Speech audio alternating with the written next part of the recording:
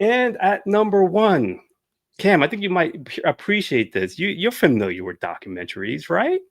Right? I think you have a little documentary on Netflix, right? Yeah. A little something, something. Yeah, a little something, something. So last year, a couple years ago, excuse me, a couple years ago, there was a little documentary called The Last Dance. And who was the coach on The Last Dance? Oh, you are Phil foolish. Jackson. Sure. Phil Sure. Jackson. Sure. 11 time, 11-time NBA champion as a coach. He coached Michael Jordan, Scottie Pippen, Shaquille O'Neal, Mhm. Kobe Bryant. All of these Mhm. names, all of these egos, in order to get the Zen Master. That was his known for, the Zen Master. He got through all of the Mhm. egos to get them to win championships. And he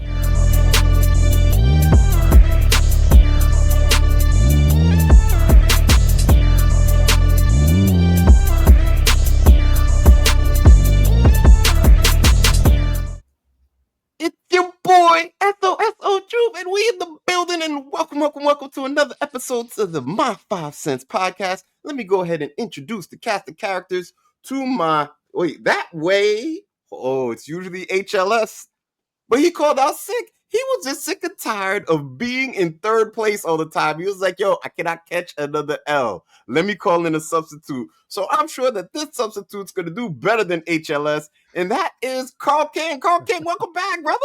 Hey, thanks for having me, and high praise for saying I'm gonna do better than HLS. We'll see how this goes. You know what? It's kind of one of those backhanded compliments, right? Like being better than HLS, like it doesn't really take much to do that. But I didn't know how to back. process it, but I appreciate it. Yes, we appreciate you coming back. Into my that way, we got Logical Genius. Yo, what's up, everyone? Carl, you got very small shoes to fill. So Very tiny shoes, tiny shoes to fill. So, but I know you'll do great because you subbed in for me and you did great. So I appreciate you coming back on the show. Hey, absolutely. Yes. And once again, welcome to another episode of the My 5 Cents podcast. Oh, the best kept secret in podcasting. The only show that brings on a guest and turns them into a judge as they decide the nonsense of the week. And for our nonsense this week, we're going with the best sports coach in TV film of the last 25 years. We are continuing our celebration of 25 years of this millennium. And we have a guest. And our guest is the 12-time national boxing champion, 3-time Olympic trials winner, and former captain of Team USA, also known as the vegan boxer. Kind of want to get into that. Our guest legally changed his last name to Awesome.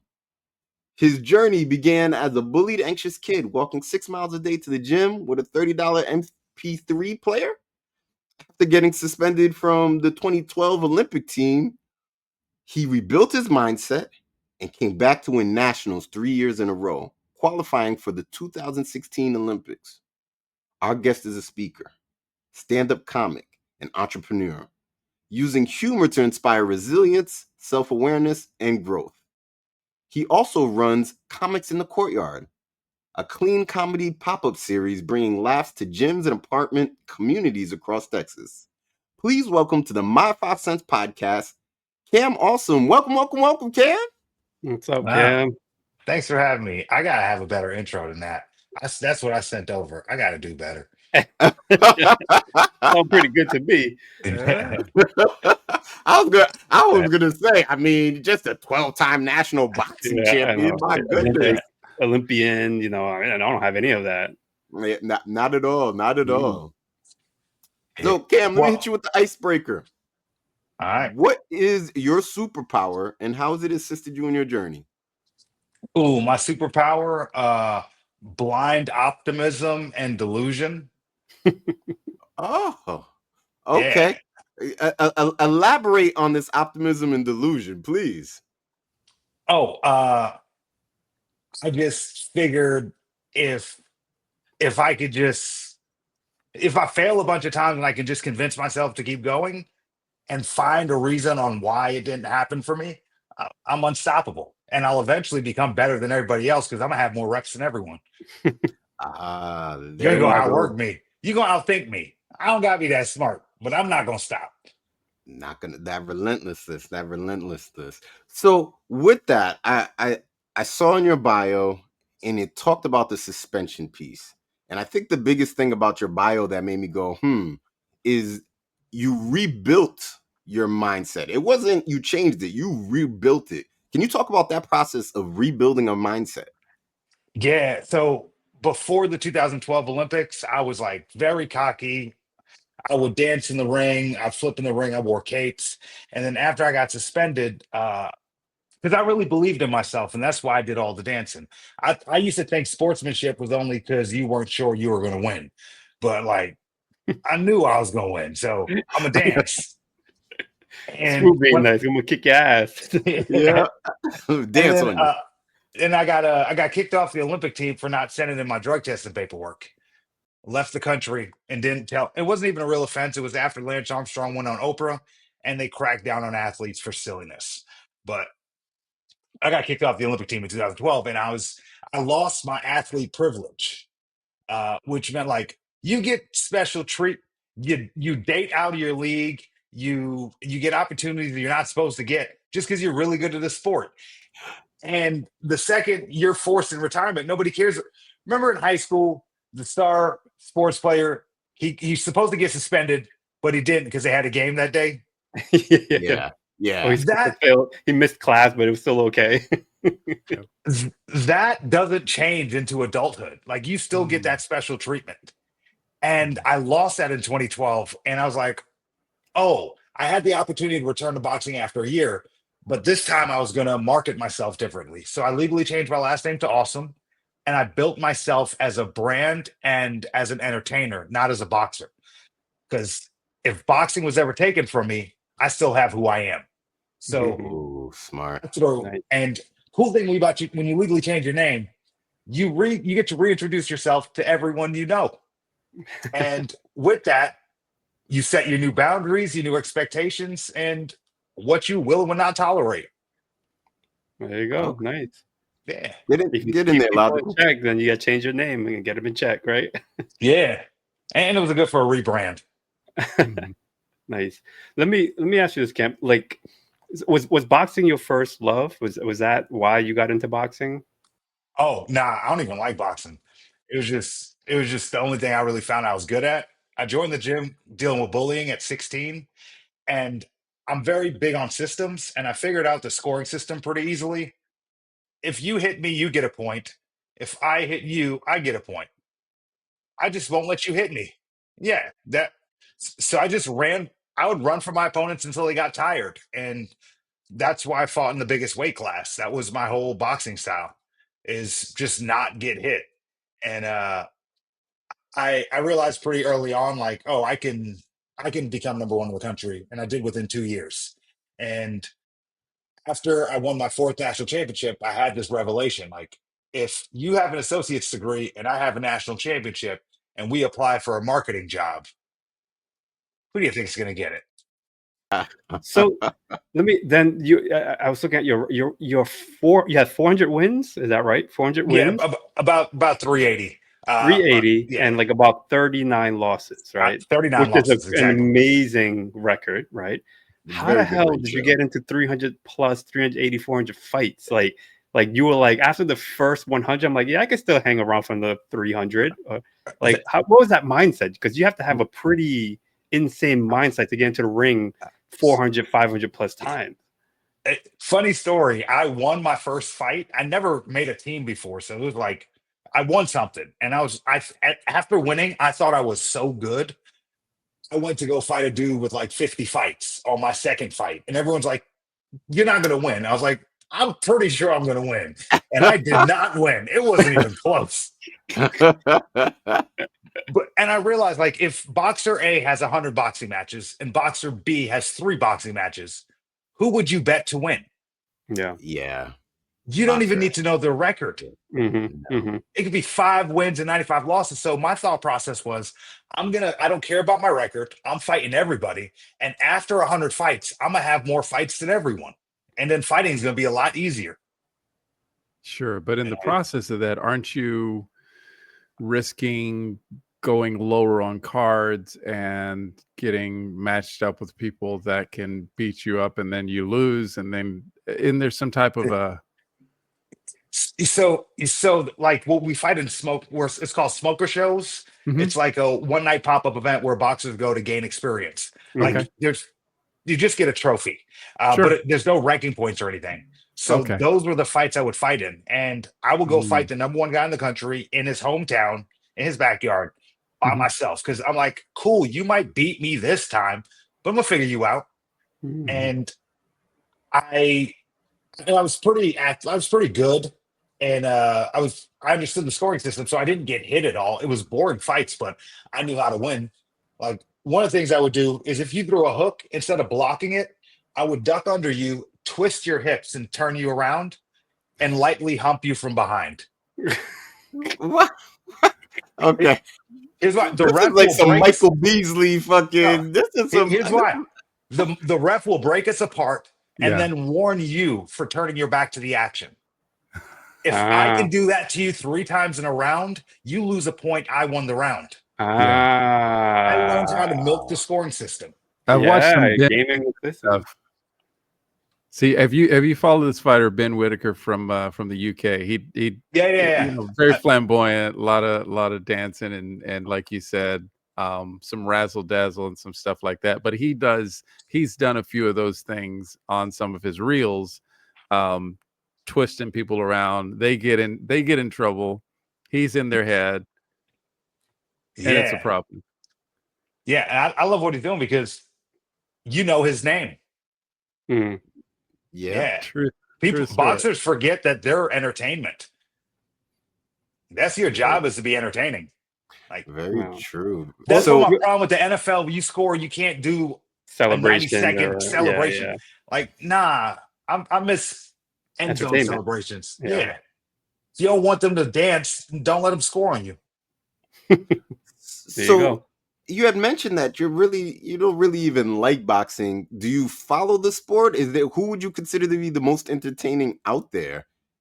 I don't really follow the sport, if I'm being honest. But if my friends are fighting, because I have a lot of boxing friends, I'll show up to support them. But I don't even know how to. There's too many channels, too many apps. Yeah, it's So, work. to follow up on that, then Jake Paul and what he's doing, is it good for the sport or a mockery of the sport? Well, it depends on what you want out of the sport. So if you were going to be a boxer, would you rather be Andre Ward, one of the greatest boxers ever to live, Yes. or Jake Paul, who's paid out of his mind? Mind. So For it's half like, of the career time, like 4 years in the game, 3 years in Yeah. the game. Yeah. yeah, and no shade on Andre Ward, 'cause he's one of my favorites. That Yeah. man's amazing, but it's like the idea of marketing yourself in a certain way. What Jake Paul did is he showed boxing that you don't need, if you can show up with your own audience, you call your own shots. Mhm. Yeah. And now he's So- ranked and could potentially go up for a title fight. I mean, which is even... Well, obviously, we know these rankings don't mean anything. yeah. Yeah, Yeah. But he wasn't eligible before, but now he's in the world of eligibility. So Jake Paul going for a title fight, how many numbers is that gonna do? Whether he gets his ass kicked or not, how many numbers is that gonna I don't even think that makes a difference. He's bigger than the title. do? Yeah. Yeah, I mean, and I'm not even knocking what he's doing because he hasn't been boxing that for that long. So to be fighting at that level, yeah, he's going to be building his record with guys like all boxers do. He's just doing it on a Mhm. big stage. Yeah. Even And getting name your paid favorite for it. boxer and, Yeah. and getting paid for it. That's he's making money. With- Anybody making money, I'm happy for. Yeah. Nice. So I gotta ask you then, like you're a boxer, you can't have a boxer on, talk to a boxer, and I ask who are your top 5 boxers in your opinion of all time? All time, if I think I'll put Ali as number one, probably the greatest sports figure. As a boxer, not in my top, but as a sports figure, he's number one for what he did and who he represented. Number two would be Mayweather. He's made more money than anybody else in the sport and won more championships than anybody else, if you're judging by anything. Then would go Emmanuel Augustus. He's not a lot of people know who he is, the Drunken Warrior. he has fun when he fights, and it's not so much about winning as much as it is about having a good time for him. I love that, and I enjoy the entertainment of fighting. Four would be Pernell Whitaker. Mm, okay. Yeah. Uh, and if he was on crack while he was doing all of that, Advantage or disadvantage? I'm Hey, gonna he had a say, pretty good record. I'm gonna say it's a disadvantage. I mean, we look at the numbers. How many crackheads do you know winning world championships? This man is, True indeed. yeah. I hope he's clean, but And who's your fifth? That was four, right? Who's oh, your fifth? fifth, me. Oh, okay. There you Yeah, I'm go. dope. Yeah. There you go. Let's do it. 30, Let's do it. 439. That's a pretty good record, or whatever it was. Hello. sure. Really good. good. So you got this moniker, the vegan boxer. How? I lost a bet and I had to be vegan for 28 days. And then I felt so good after it and I saw abs and I was like, I'm just going to do this until I find a reason not to. Uh, I, it's been 13 years. I haven't found a reason not to. So still doing it. But back in 2012, it wasn't cool yet. So I was getting a lot of crap for only from people who aren't healthy at all. Of course. You know Of course. how many unhealthy people need to tell me about amino acids? So then, life after sports, because of course, in sports, you already talked about it. You exalted as this figure, but as they say, Father Time is undefeated. So eventually, there was a pivot. When it came to that place for you, how did you pivot to guest speaker / stand up comic / entrepreneur? So I've always been a bit of a hustler, and always understood there's a way to use your time and a way to make money doing something you want. So when I fought my first national championship in 2008, they gave you a piece of paper to fill out: height, weight, hometown, reach, and the final question was, "What do you want out of boxing?"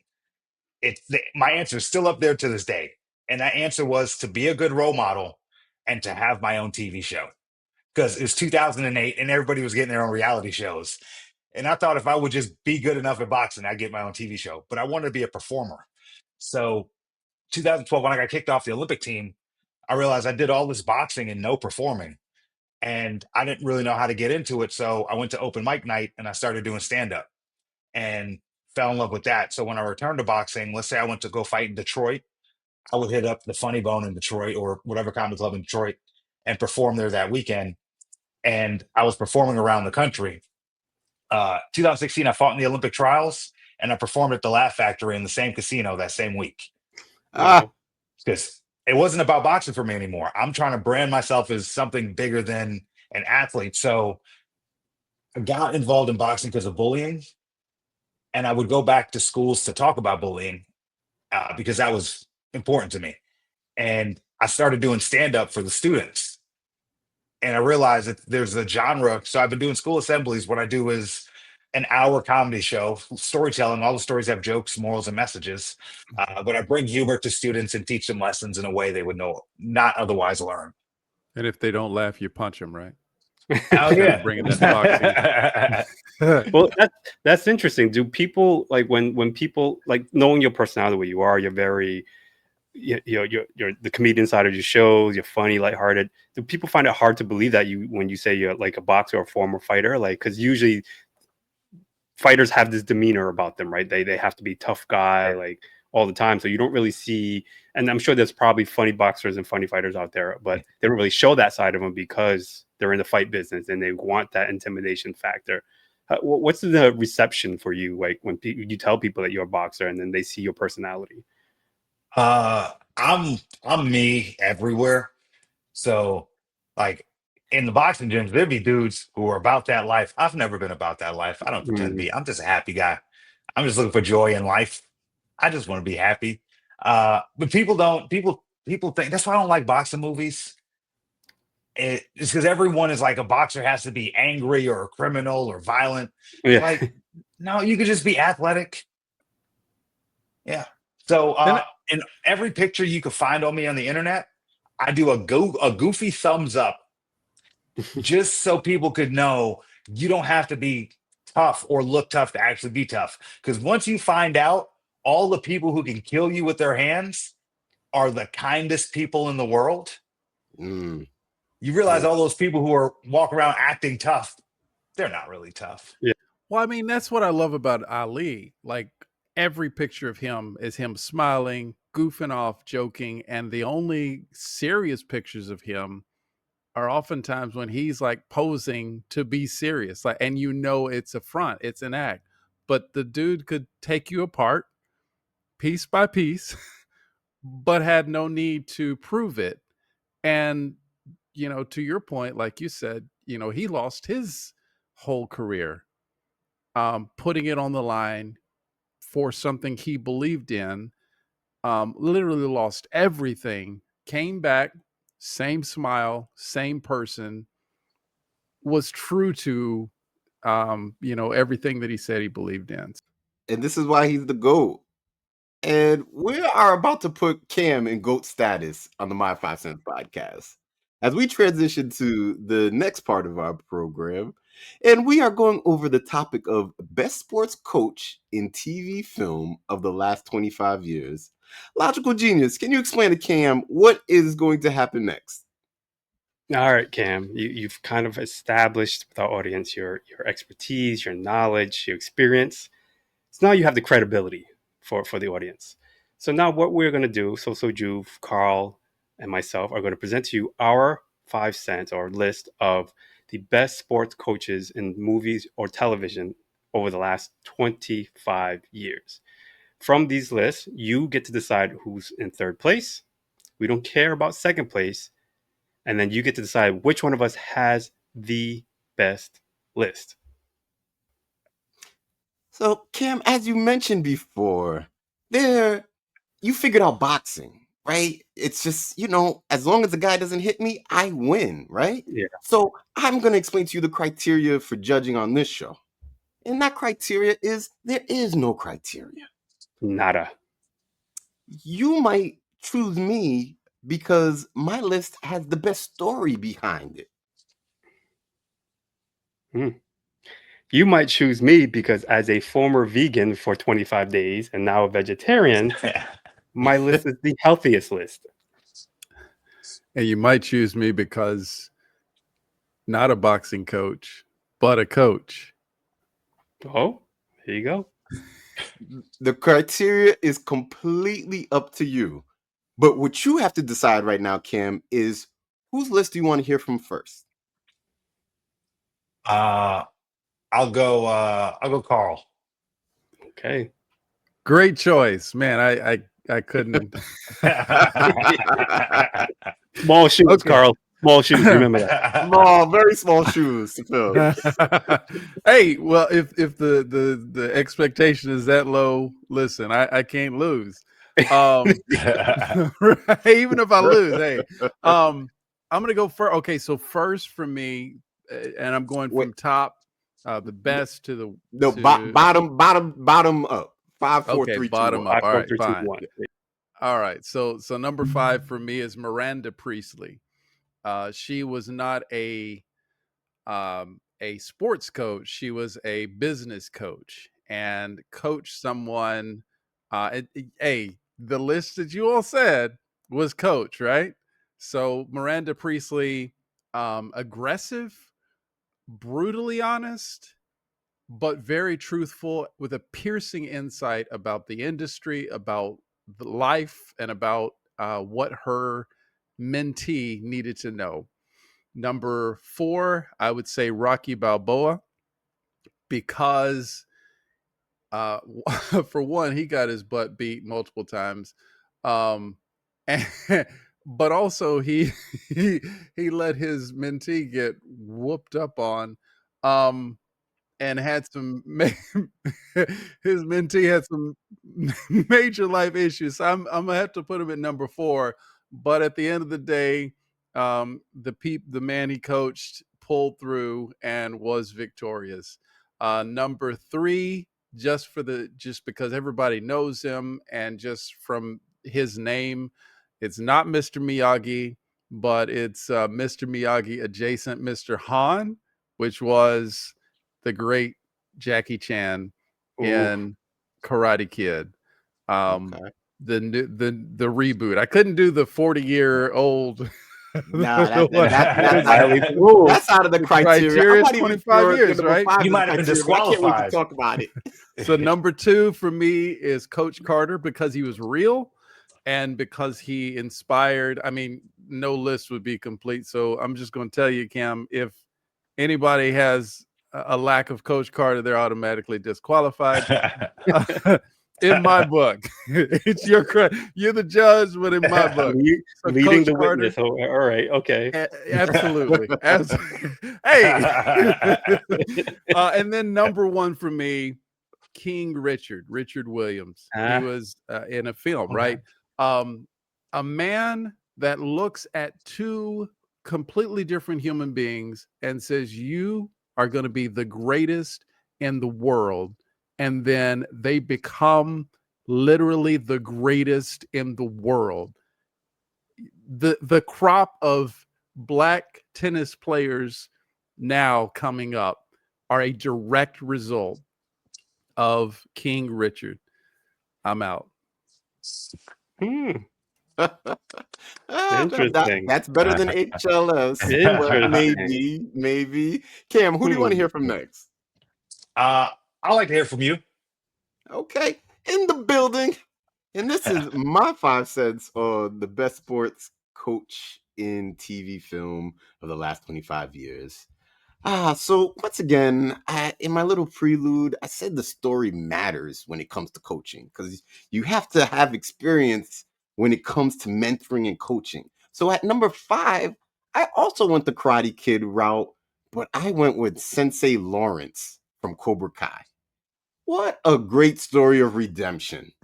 From being knocked out by the most unrealistic move in fighting history, the leader of his own dojo, mentoring children and banging their moms. I mean, that right there, I mean, that is top of the line right there. At number 4, I have a guy, and this guy has been a beast in his profession. He has won 6 Mirrorball trophies on Dancing with the Stars, and that's Derek Ho. Derek Ho has more Mirrorball trophies. He's won more trophies than any other Dancing with the Stars coaches. Never mind how many relationships he's probably broken up, right? Because it seems like anybody who goes on Dancing with the Stars ends up with an affair with the coach.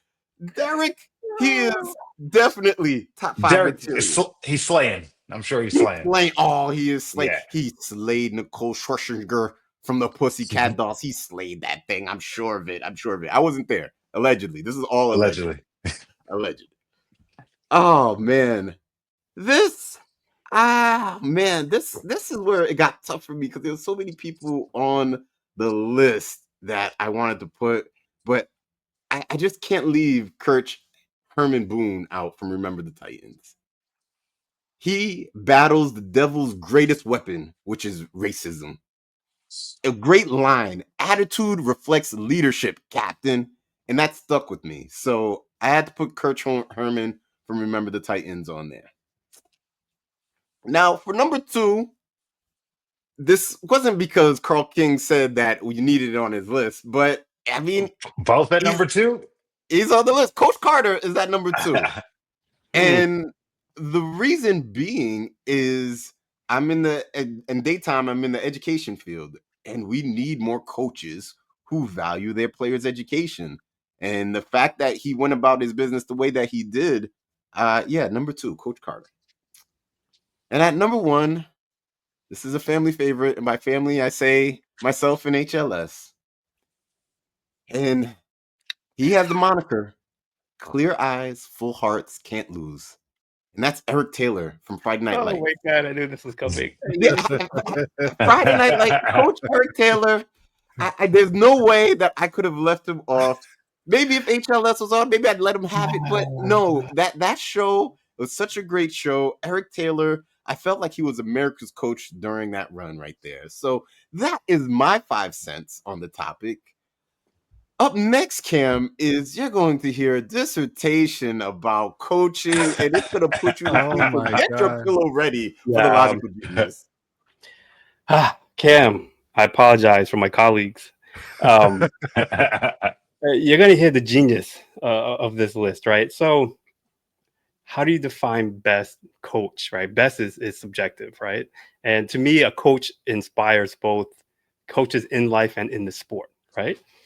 So, at number 5, you may know this movie, you may not. I have Patches O'Houlihan from the movie No, you Dodgeball.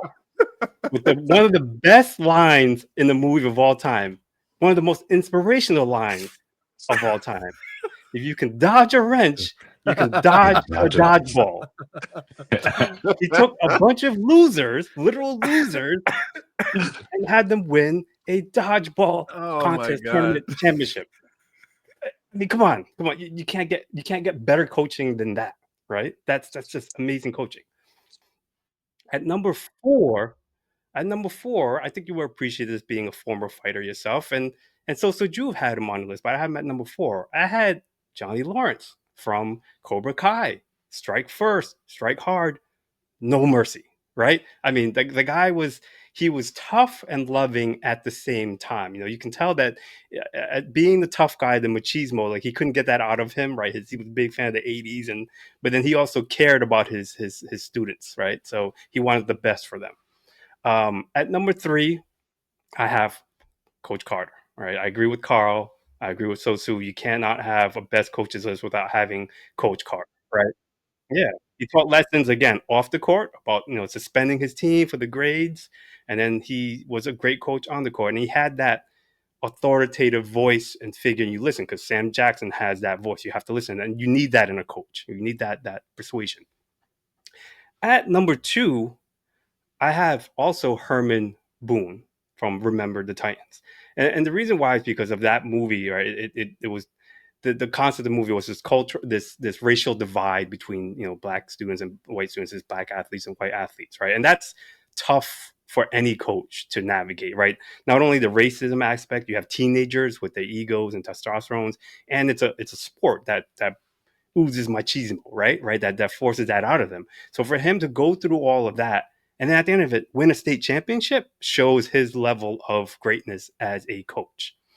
And at number 1, Cam, I think you might appreciate this. You're familiar with documentaries, right?